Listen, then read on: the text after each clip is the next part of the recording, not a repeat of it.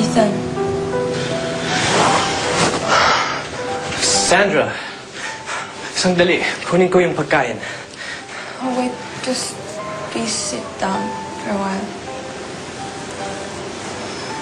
I have to talk to you.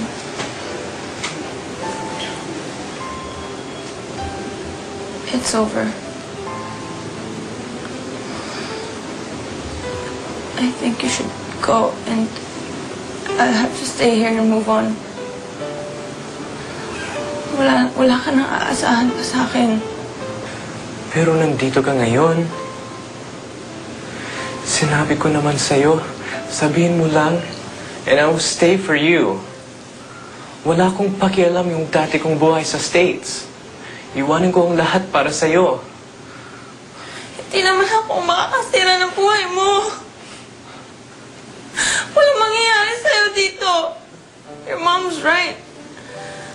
Masasayang lang lahat ng pinaghirapan niyo kung iiwan mo lang ako dito. You have to go. Ito yung buhay ko. Please, Ethan. Nag-decide na ako.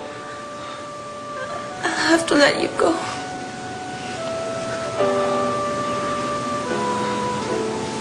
It's over.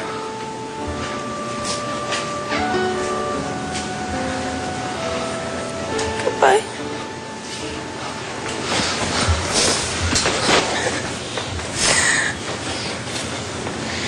Kiss me, and then say goodbye.